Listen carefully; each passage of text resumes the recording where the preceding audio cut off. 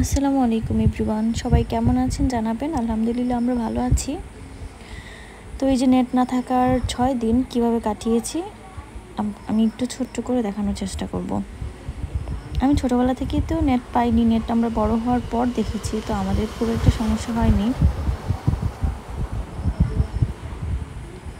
এই তো পূর্ণিমা ছিল রাতে, পরদিন সকালবেলা ঘুম থেকে উঠে চলে গিয়েছি পার্কে 6টার দিকে। মেয়েকে দ্রুত রেডি করে চলে গিয়েছি। মেয়েটা পুরো রাস্তায় ঘুম ঘুম ভাবছিল। এখানে একটু চা নাস্তা করে নিয়ে নদীর পাড়ে বসে চা নাস্তা করে নিয়ে তারপর ওকে দুল খাওয়াতে নিয়ে গেলাম। সে বলে দুল খাবো, মানে সে দোলনায় ওঠার জন্য পাগল। পার্কে পুরোটা রাস্তা সে জিজ্ঞেস করে করে গেল, মা দোলনা কই, দুল কব্বো, পার্কে দুল কব্বো।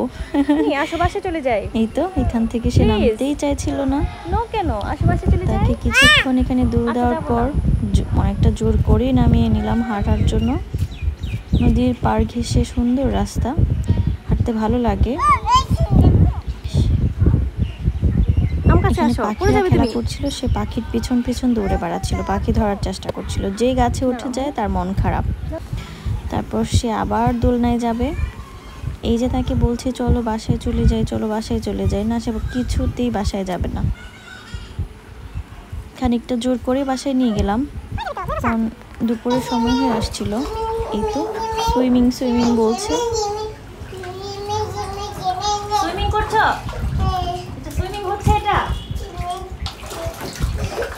আচ্ছা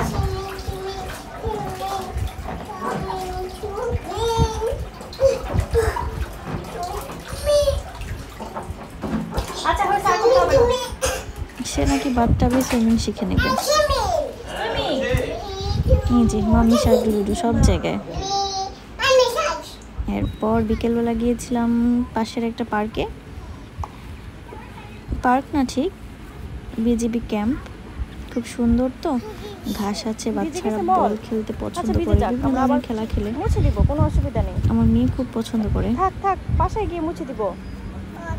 হ্যাঁ বাসায় টিস্যু আছে তো, তখন ওকে। তুমি এখন খেলা করো। পাখি দেখছো?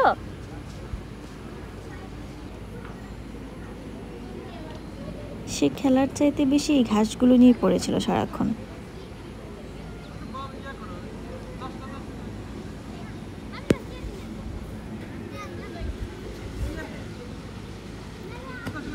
মেয়েটা মাশাআল্লাহ এখানে গেলে খুব এনজয় করে। একটু খোলামেলা জায়গা, একটু হাঁটার জায়গা, দৌড়াদৌড়ি করে।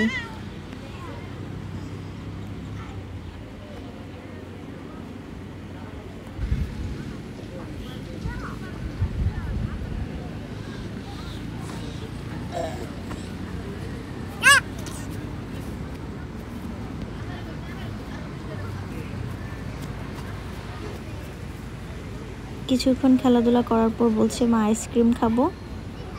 আমি আইসক্রিম খাবো, তো আইসক্রিম এনে দিলাম। সে খুব এনজয় করে খেয়েছে।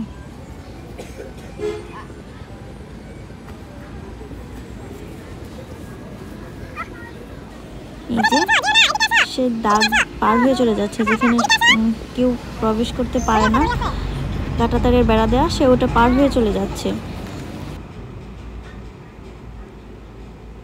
সবাইকে দিয়ে খায় সে, মাশাআল্লাহ সে সবাইকে দিয়ে খেতে পছন্দ করে। আইসক্রিম খেয়ে সেদিনের মতো বাসায় চলে আসি, কারণ সন্ধে হয়ে যাচ্ছিল। নিজে এটা তার পরদিন দুপুর না ঠিক, গোসল করে খেতে সে রেডি হয়ে নিয়েছে। আবার সে পার্কে যাবে। সকাল থেকে মাথা নষ্ট করে দিচ্ছে, আমি পার্কে যাব, পার্কে দোল কব্বো, পুরো লাইন বলবে পার্কে দোল কব্বো, মানে সে দোলনায় উঠবে পার্কে গিয়ে। কিছুক্ষণ ছাদে খেলাধুলা করলাম, কারণ প্রচণ্ড রোদ ছিল, এই রোদে যেতে চাচ্ছিলাম না। তো রোদ কমার পর গেলাম, কিন্তু তারপরেও অত্যন্ত গরম ছিল সেদিন। যে মাগরিবের সময় হয়ে এসেছে, কি সুন্দর মাশাআল্লাহ। এই তো এভাবেই কেটেছে আলহামদুলিল্লাহ।